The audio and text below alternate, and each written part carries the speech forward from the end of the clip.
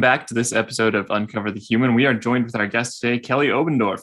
I'm sorry, am I pronouncing that correctly? Oberndorf? Oberndorf, yes. Oberndorf, there we go. Yes. Kelli joins us today from her company Banyan Tree, and she's got a lot of just a really interesting story in general and the kind of work she's doing. So, but I'll let Kelli tell it. Welcome to the podcast, Kelli. Hi, thank you so much for having me. This is great. Thanks so much for being on. Yeah. Welcome. Thank you. Thank you. So tell us a little bit about your story, where you started, how you got to where you are. Yeah. So I'm a native Colorado person. I grew up in the mountains of the Rocky Mountains and Glenwood Springs. And so I have the mountains in my blood, and I've been in the Boulder area for a little over 20 years now. When I first started my career, I was in the wellness field. So started as a yoga teacher, moved into massage therapy. And while I was working for a massage company, they sort of gave me the opportunity to get my management legs under me. So they gave me this, title of, front desk supervisor or something like that. And then I moved into being their HR director and ran their Denver office. And it was a really good experience to start to see, I'm actually kind of good at this and I want to do this a little bit more. And so I started my path in management through the wellness field first, and then kind of started moving into healthcare.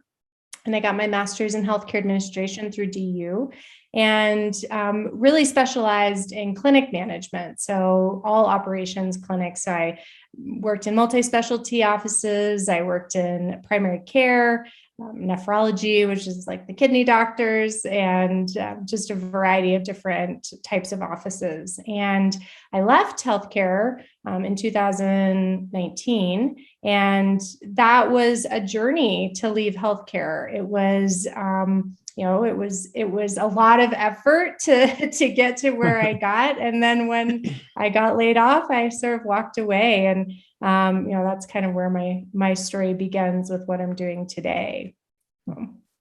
The timing is pretty uncanny. It's almost like as if you knew the pandemic was coming and it's like, I'm going to get out now. Yeah. Because things are about to get a lot worse. A lot worse. Yeah. Actually, I've looked back on that time and went, oh, good thing that happened. And I wasn't, I left, and then I didn't have to deal with the added complexities because healthcare is already complex as it is without a pandemic. So Yes.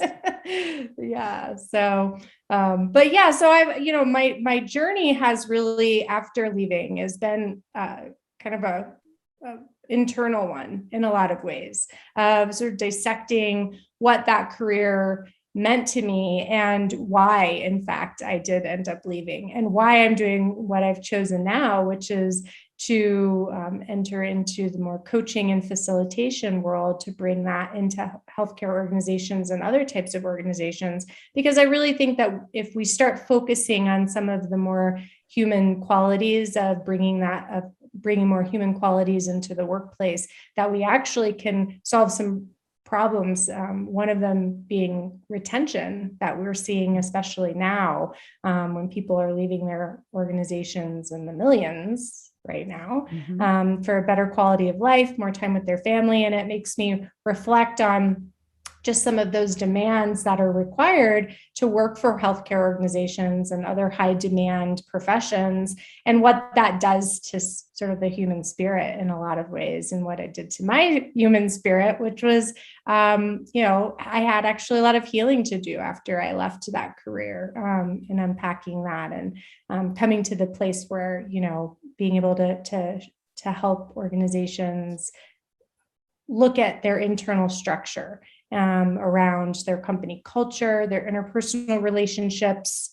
team dynamics, conflict resolution, and beginning to create a more collaborative environment that really honors the individual as well as the community. And as we see time and time again with the research that comes out, is when you start bringing those qualities into your organization, you actually see a lot of amazing things like increased profit and decreased costs and happier work culture, happier customers, and all that good stuff that organizations want and need. I love the identification of building it more in the community sense rather than the individual sense. And that brings up the interesting point of what you've titled your company, Banyan Tree. Mhm. And Yeah. do you want to talk a little bit about that and what the Banyan is, what that means? Yeah. Banyan Tree Collective is an organization that focuses on coaching and facilitation. So I've co-founded that with my husband and our best friend. And we created Banyan Collective out of this desire to, I guess I should go into the banyan tree and what that actually is. So if you don't know what the banyan tree is, it is a remarkable tree that's primarily grown in India and those types of climates. And the amazing thing about it is that when the tree, the main tree grows and the branches grow, it actually, those branches begin to come down to the earth and they create their own root system. And that root system is connected not only by the branches, but also through the roots. And so Banyan Collective is all about what is your unique gift? What is your unique contribution? And how can you stay connected to the community itself? And so and also be represented for your unique contribution to what you have to offer.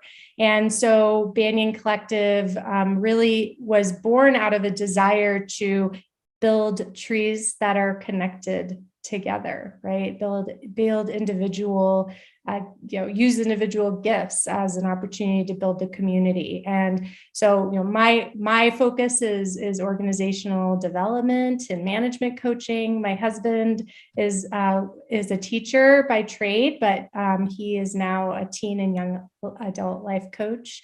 And so, it's really representing the ability to come together and to connect and to actually learn about ourselves through the experience of somebody else and being connected to somebody else. And so that's really the basis of our organization. And we each have our own unique ways of expressing that. So I love that imagery, and also just the learning more about ourselves through our connections with others, which is really the foundation of how we grow and thrive. Having had the experience to take care of a 6-day-old earlier this week, I was definitely reminded of like, oh wait, he is dependent on us fully, and we are dependent on him in a way. Yes. I love that. I love what you said there, because I think as we get older, we think, oh, we have to be independent. And, and it's true, we have to be responsible for our lives, but there is a missing around being interrelated with each other, that we're actually, most of us are very social beings.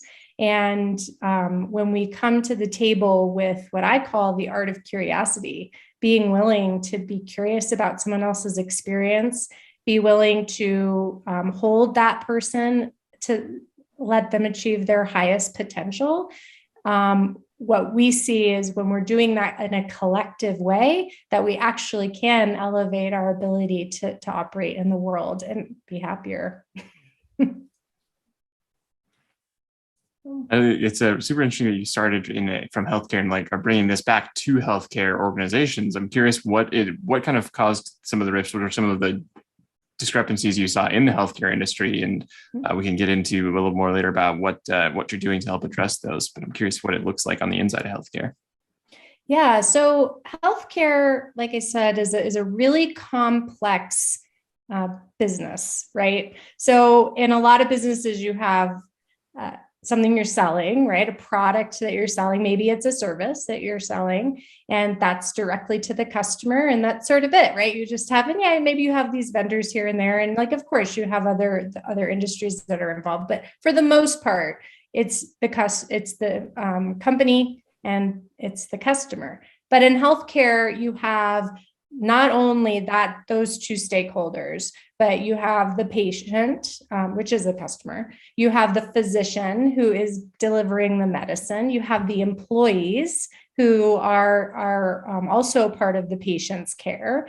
You have the larger organization, if you work for a large hospital system. You have the insurance companies, right? You have all these like ancillary stakeholders in the world. And so it makes it a lot more complex in order to try to balance that. So then the manager, the director, is stuck right in the middle of that process to try and hold together everything, right? And meet everybody's competing priorities. And so when you have that happening, you instantly have like this idea of like how conflict can come up, right? Because a patient needs something, but the physician wants it this way, or the insurance company or regulations come down, and we have to change something even if it doesn't work for very well inside of the system itself, right? And so you have all of these complexities, but then you have the hierarchical structure, right? And obviously that hierarchical structure starts with the physician giving the care, and then it sort of goes down. That's not inherently a bad thing. I actually think there's a reason why we have hierarchical structures. I think we can respect them, and there is an absolute purpose in those. And especially in like a medical situation, if I'm in like a life-threatening emergency, I really like that hierarchical system, right? I want the physician to be like, you do this, you do this, you do this to save my life, right? But what happens then is that when that power dynamic shows up inside of, and I'll just use my own experience, the clinic environment, there is sometimes an imbalance that happens between who owns what, who's responsible for what, and how much autonomy that they have inside of that expression of their position. And so rather than the manager and the physician being in a partnership with each other, what ends up happening is that the physician may start to try to manage or step into some of the role that the manager has. And it creates it can create an issue around who the employee reports to, for one, and just sort of this natural flow of operations, right? And physicians are like artists, right? They practice medicine. And so they like to practice it in particular ways, but everybody practices it different. So we all have to hold that space for each physician to get what they need. And sometimes that creates an environment where there's some confusion or power dynamics that don't work very well. And then that can splinter off into some other types of things. And we see that, and what I saw was, bad behavior with employees, negative attitudes, upset patients, things like that then the employee or the manager is then put into a position where they have to sort of just solve crisis after crisis after crisis. And there's not a lot of progress that can happen when you're only dealing with crisis. And so I think there's that issue that comes up when we start talking about that dynamic of hierarchical structures. It definitely sounds very complex. So how do you help organizations like that with your Banyan Tree collective approaches? Yeah. So one way is that you're really taking on the community and how we are interrelated with each other. So one issue that I particularly like to address, maybe like is a strong word, but I choose to address is this idea around conflict, right? People usually avoid conflict because they don't know how the other person is going to respond, right? So it's easier to pull away and maybe talk behind someone's back or create like more of a passive aggressive experience inside of like the relationship between the people, between the employees. But really, conflict resolution is a lot more about what is a productive way of communicating with each other? What are some agreements that we can have around the way in which we address conflict in our workplace? And how do we get sort of from a place of sort of dysfunction to the highest function that this team is capable of? And so we do that. I do that through kind of a seminar style meeting where we get together and we give, so it's really going to accomplish three things. One is everybody gets a voice. Two is that we ask for commitments from each member of the team to make the team better. So kind of like, what can we count on you for? And three is to create an operating agreement that is developed by the team, but that the manager then can use inside of the everyday experience of managing the team. And so we go through a process, and it takes about an hour and a half to 2 hours process, and we create a new operating agreement. Everybody says, okay, today this is how we're making a choice to address things in a different way moving forward, right? And the nice thing about the operating agreement is that then it's something that the manager can use, because your team won't be perfect. We fall back into patterns, we fall back into habits. This is a practice. But the manager can then use that and say, hey, one thing on our operating agreement is that you'll go to the source. You'll go to the person that you're having a problem with. Have you done that yet?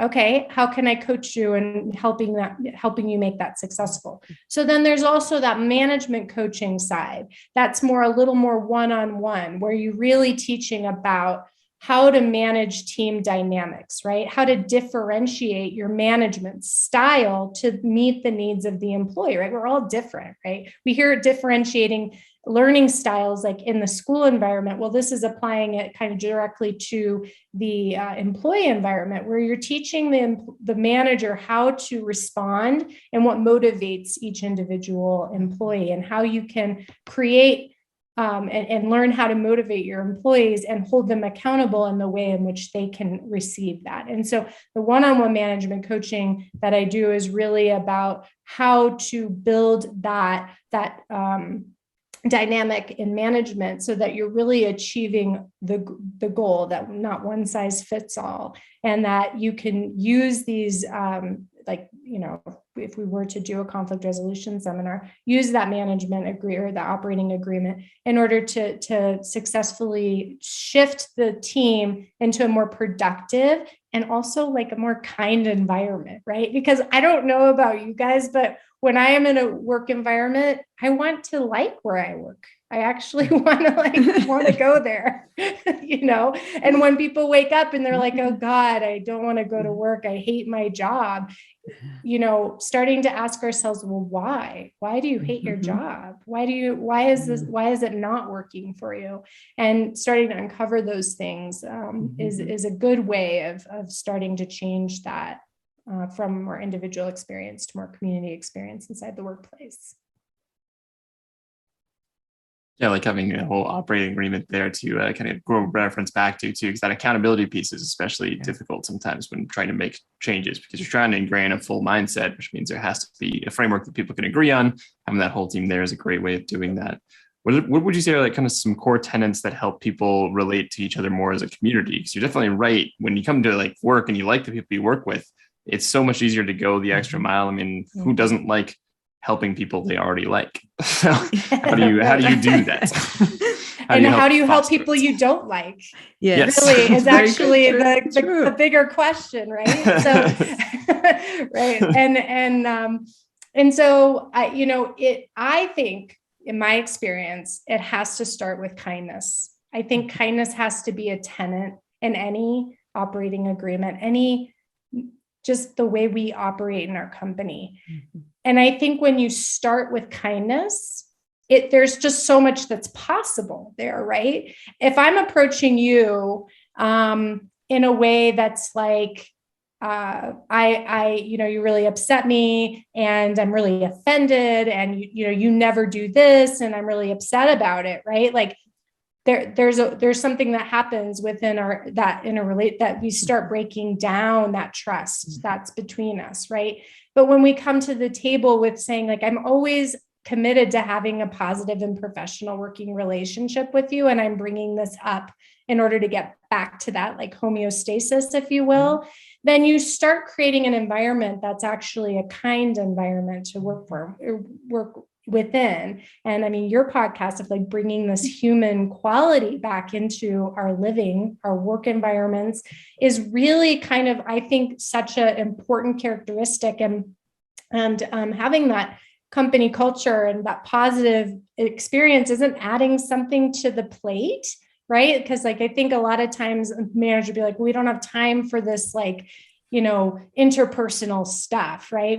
And I think there's a misperception that you're adding something to the plate, but it's actually the plate itself.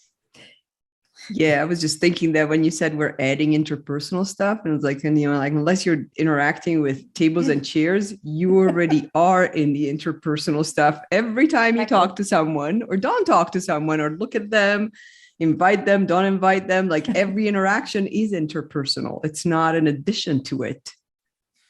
Exactly. Yeah. That's exactly right. The metaphor, it is the plate.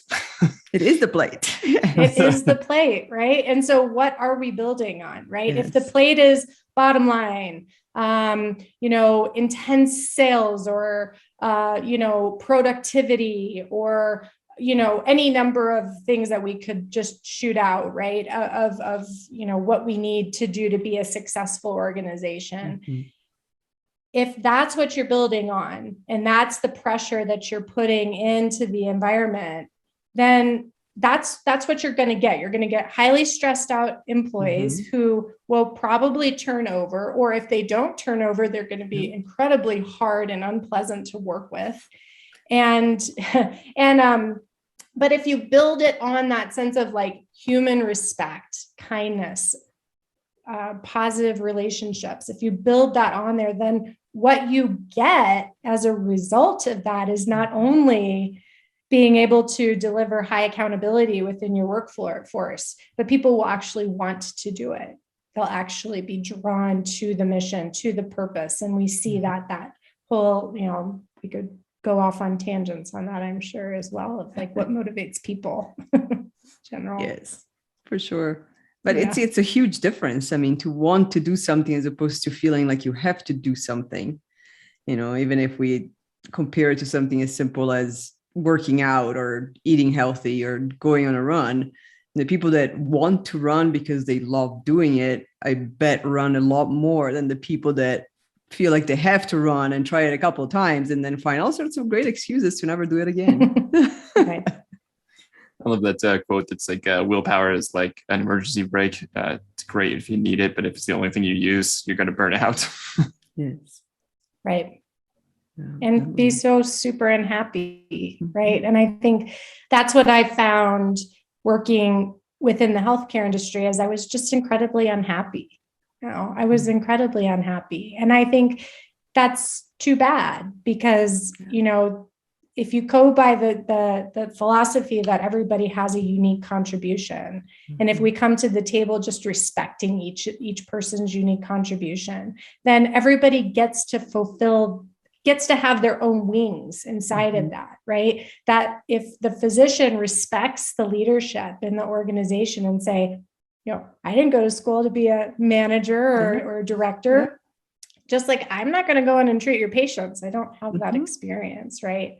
And so, when we create that sense of mutual respect, you start breaking down those walls. And the physicians that I worked for that actually did that for me and said, wow, you manage your staff how you feel you need to manage your staff. I was the happiest I've ever been working in those environments, right? And I always you can always, and it's, going back to the hierarchical structure, you can respect the hierarchical structure. It can stay in place. Yeah. There's a reason, right? There's nothing wrong with it at all. And we also don't need to be reminded of it over and over again, right? Indeed. Like you said, you're not going to walk in and perform the surgery for them.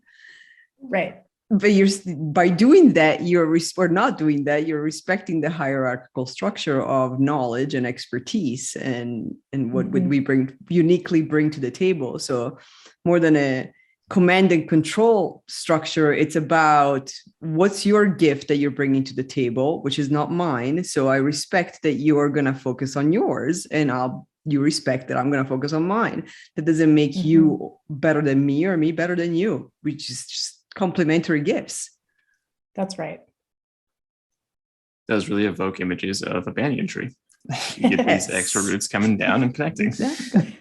Exactly. Yes. Always connected, right? Always staying connected Yes. to that. What's our mission? The Mhm. tree, we can even look at the tree and the trunk of that tree as like the mission of the organization. So many people go into healthcare because they want to help people. Yes. They have a calling for it, right? And so when we allow them to be expressing that, you know, and that we all have a place in the puzzle, right? And as we just discussed at the very beginning, the complexities of that puzzle are many in healthcare, many. And so you know, it's hard, and I don't want to diminish like that complexity does sort of inherently create conflict, but I think it's the way in which we deal with that conflict that really is what makes the difference between, you know, working in an environment that you are able to like really be in your passion, in your gifts, in your contributions,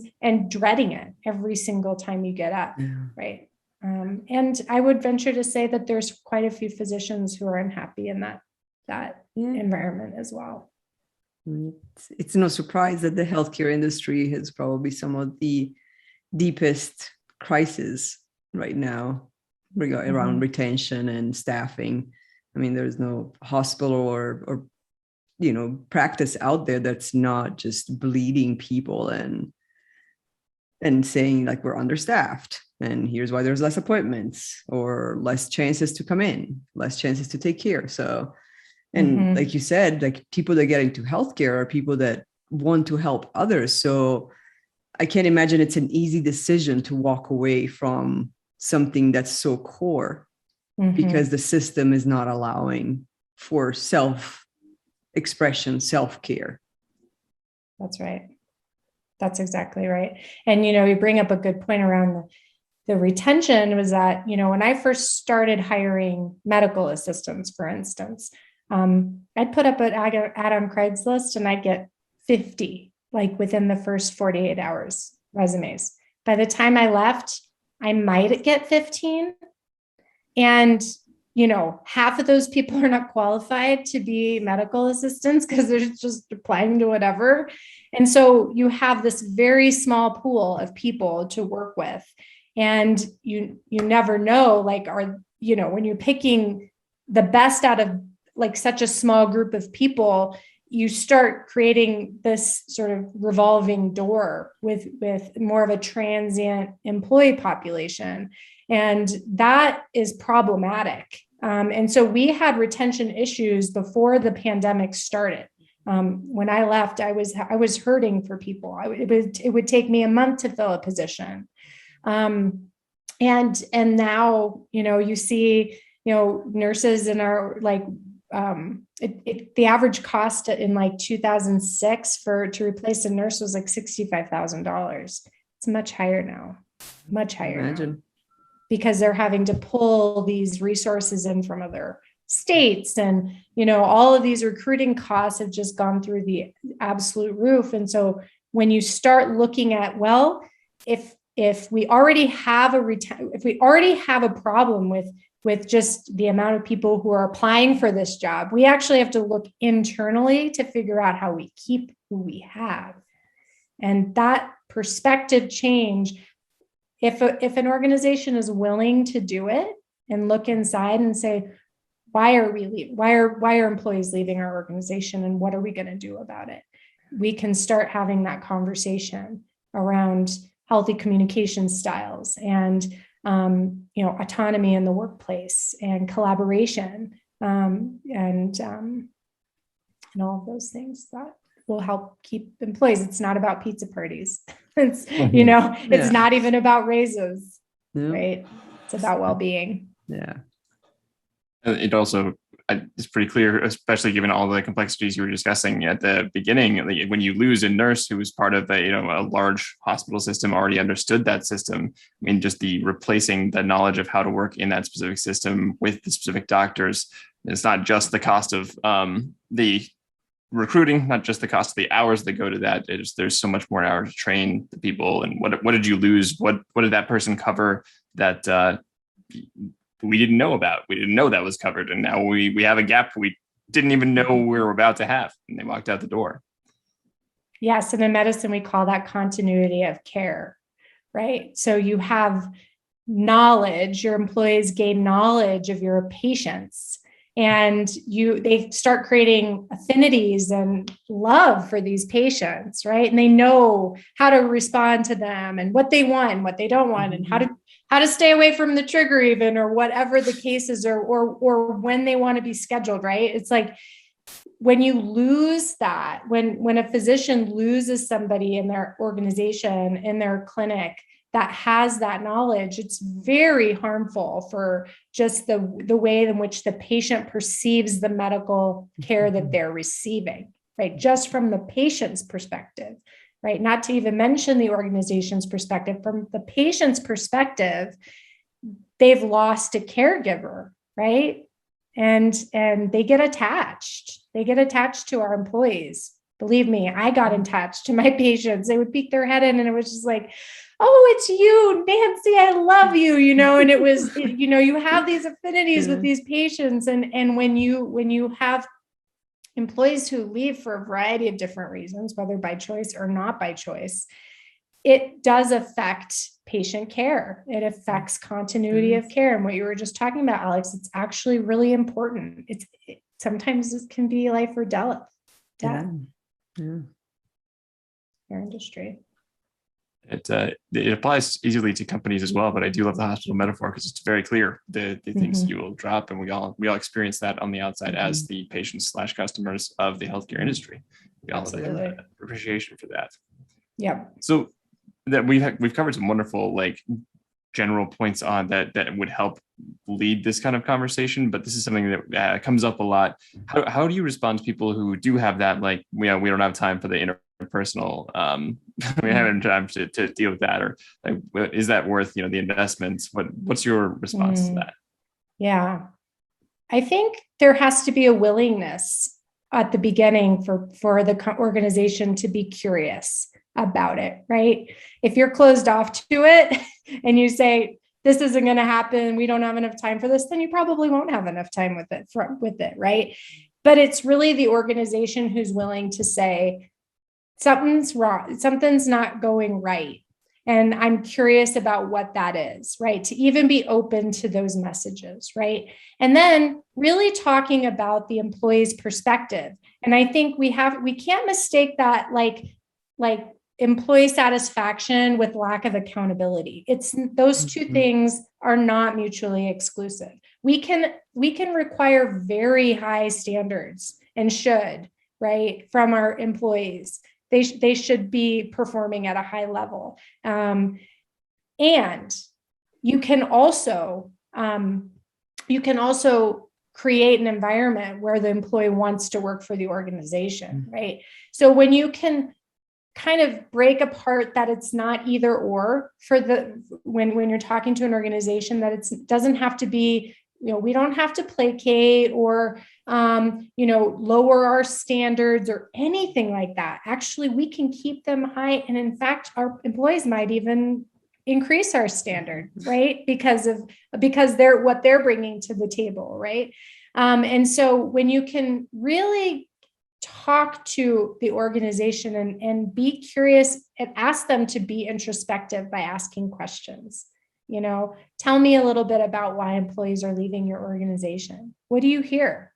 What's happening? How are employees being supported when they have a crisis in their life? Are you an organization that says you got to leave everything personal at the door? When you come here, you're here, right? Well, geez. My life is just my life, right? I'm just, and sure, I can't bring all of my baggage in and lay it at the feet of my customers. Sure, of course not. But there should be a place of empathy and compassion for what is happening in our employees' lives, and how we can continue for them to be productive and feel respected and also require high standards from them. All of this is actually totally attainable. So you really want that organization to be willing to say, okay, I get it. How do we do that? And then we start asking the more deeper questions about, well, what are the teams that are struggling? Why are they struggling? Why is this a manager why have they turned over their entire staff twice in 2 years? What's missing? Did this person get promoted? Great. That's awesome. But what did you do when you promoted that employee? Did you give them management training? Right? Did you provide the support for them to deal with employee dynamics? Because if you didn't, that's one of the biggest reasons why that manager, because they're just trial by fire now, right? And they think their pendulum has to swing super far over because now they're no longer a peer, they're a manager, right? Or a supervisor. So when you don't support that transition, you get this like oil and water thing happen, and you start building these valleys, silos, whatever you want to call them, that creates more of a separate experience rather than something that's like, wow, my, yes, I'm being promoted, but they're also giving me the tools in order to be successful, right? And that's what we want to give our employees and our managers. And in turn, we're giving that to ourselves as an organization. I think that's a perfect answer. You do have to have like the willingness to start any of this work in the first place, the curiosity to try and see it through, because it does take curiosity. It does take some trial and error, but that's better than trial by fire. There's some work, but it's better than just guessing. But I do also love just the whole notion of, hey, you have to be willing to do this, because I think there are many companies who have been able to, for a very long time, just skate by without having to do these things. They'll just leave conflict as it is, or the dynamics and the power structures that exist that have been halting communication. They'll let that go, and they'll be plenty successful for a time until we hit something like we're hitting right now, the Great Resignation. We have everybody's now suddenly has other options, other jobs. They want to explore it. There's a desire to do something else. If you're not prepared to have made that mindset change, before then, you might get forced to. There becomes a catalyst moment where that starts to not become optional. And we were comparing it the other day to being hydrated. It's if you're feeling thirsty, it's already too late. You're going to have a lot of catch up to do, and there's going to be some pain in the meantime. It's a good analogy. It's so true. So one of the favorite things that we talked about in our previous conversations, and you brought up as well, is the breaking down of silos. It's interesting how every company knows that silos are not productive and they cause problems. And yet a lot of the work to break down the silos, or not even create them to begin with, it's that I don't have time for that. People should just talk to each other. We've already declared it 2 or 3 times that just reach out to anybody you want to. That should be enough. Right. Yes. Silos are very challenging, because what happens is that they start operating like their own entity, but they're not. Right. They're not their own entity. So they're part of the bigger. They are a part of the company, right? And so when you have that, then those competing priorities become bigger conflicts. So then you have interdepartmental conflicts, right? And so you see this with, hospitals, right? You have the registration desk, and then you have things, the departments like the surgery center, or, the radiology department, or the, OBGYN above the labor and delivery. Everybody has their own set of standards, their own policies, and there's nothing wrong with that. You have to kind of like make it work with what resources that you have available. But I think what organizations kind of fail to understand is that you really have to create an opportunity for collaboration between the leaders and also the employees within the department, especially when you're implementing a change, right? Especially when you're implementing a change. And when you're implementing a change from the top and then you just shove it down, what happens is you start getting these splinters that then now I'm upset because this silo created a rule that now makes it harder for me to do my job over here. And this isn't going to work. So now we just get into this like, well, it's not going to work. I'm not going to do that. Or, just bad behavior in general, right? And so you want, when you're creating change or even just in every day, you have to create opportunities for collaboration, right?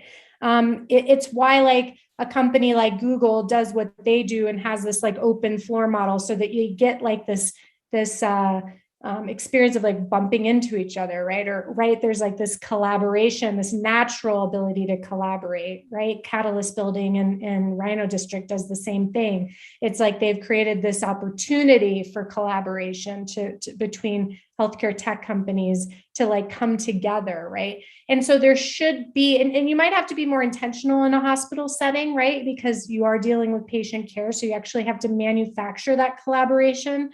But you want to get all of the different perspectives in the house, in the room, right? The end user, the manager, the director, you want to get all those people in so that it becomes a more collaborative environment rather than this is what we're doing.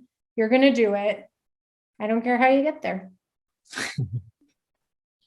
I appreciate the analogy, especially, and it reminds me of what you were saying about both hierarchies and just respect needing to happen. It's like it becomes kind of a hierarchy of expertise at that point. I love the analogy of the hospital departments, because you do want your OBGYN to be focused on the best ways to deliver babies and not blood tests and not but not radiology and then scans. Maybe you need these two to be separate. And I like the idea of respect, kind of carrying those through, because you'd have to have the respect for this person knows more than I do about that thing. So I need them to play, to their strengths so I can play to my strengths. And if we can both respect that usually is kind of the missing ingredient when you see power struggles start to come up in any organization. I assume hospitals are very similar, where it's like, well, I just know more than other people.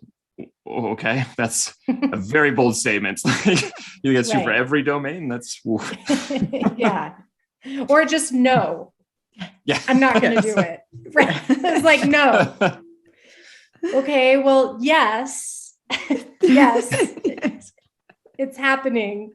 And I think like there is that like there is that marrying of like, hey, this change is going to happen, so let's get everybody in the room and decide how that's going to work best. The end result can still be whatever the bottom line is, right? We have to change this process, we have to do this thing, we have to add this whatever, we have to change this technology, right? Whatever the have to is, right? It doesn't necessarily have to change, and it might not change for maybe it's a regulation thing, right? We just don't have the choice.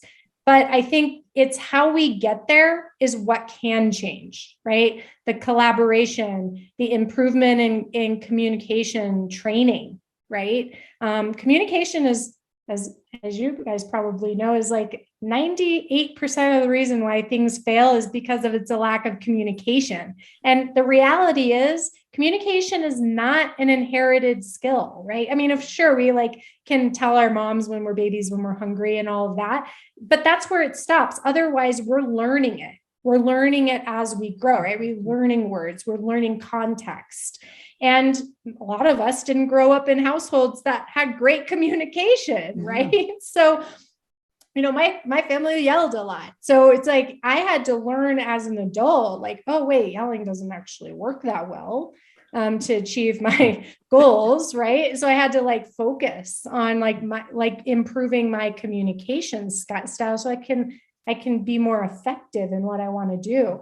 And I think when we realize that communication is actually something we have to focus on, and communication sometimes looks like getting interdepartments and different levels of the organization together to be able to collaborate on something that needs to change or be updated or whatever the case is, right? And being willing to compromise, of course, too, is important.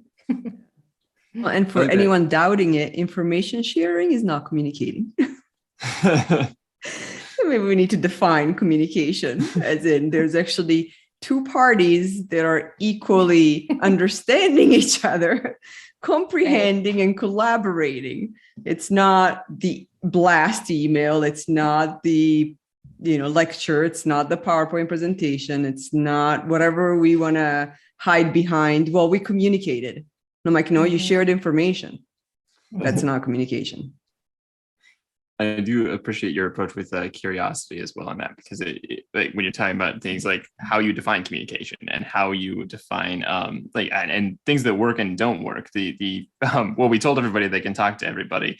Like, okay, well, now you can check giving them permission to do that off the list. That did not work. Let's see what the next thing is, right? But take that a Yelling step at further. people. Did that work? Right. All right. Yeah, right. Technically, that's communicating, right? We told them what to do. Something, yeah, right. Demanding something, yeah, totally. I mean, yeah, you have to actually focus on, and that's why the operating agreement is so important, right? Conflict resolution is like what we're hoping to accomplish, but really the way we get there is teaching people how to approach others when it's uncomfortable. It's easy to do it when it's not uncomfortable. If I really like you, it's cool. I'm gonna be like, Alex, let's do this thing, or we got to change this. And we're like, we already have like a mutual understanding, or maybe we're friends. But, maybe that's not the same between you and me, Christina. And so we then have to come up with, how do we communicate with each other? Right. And it's not about liking the people you work with. You're not going to like everybody that you work with. It's just, sorry, it's not going to happen. But that doesn't mean that you can't be respectful and that you can't come to the table with kindness. Like, just because you don't agree or you don't jive with somebody doesn't actually have anything to do with how in which the choices you can make to how you can approach them. And that's really where we want to start seeing companies being more interpersonal and interrelated, is teaching those dynamics on what it means. And you have to coach it. You have to practice it, right? What if they say this? What if they don't respond this way? What do we go, what's the next process, right? And so you want to make sure your managers have those tools in order to be successful in navigating conflict between coworkers. It's very well said, because you're not going to like everybody you work with. There will be conflict. So why would you not want to have this kind of like attitude that will allow for change, it will allow for conflict, because there's going to be, and there probably should be some different opinions now and then. There should be people bringing their thoughts to the table, and there will inevitably be interpersonal conflict. So why not equip your team with the tools to deal with it, rather than just either hoping it doesn't happen or just suffering through every single change that happens, which will happen all the time because everything's changing all the time. And building bitterness and resentment along the way. Yeah. I appreciate what your husband is doing too. Sounds like he's doing some of the like teen and young kid coaching. So you can start these kind of communication patterns early. You have language for how to communicate. You start to understand that better. If you can bring that home, bring that to other people, then you can start these a little earlier. It's a lot easier to create that mindset and be ready for that kind of change if you've been introduced to it. Absolutely. Yeah. Teaching teens and families how to interact will only help in the future when they have to go to an organization. Exactly. Right.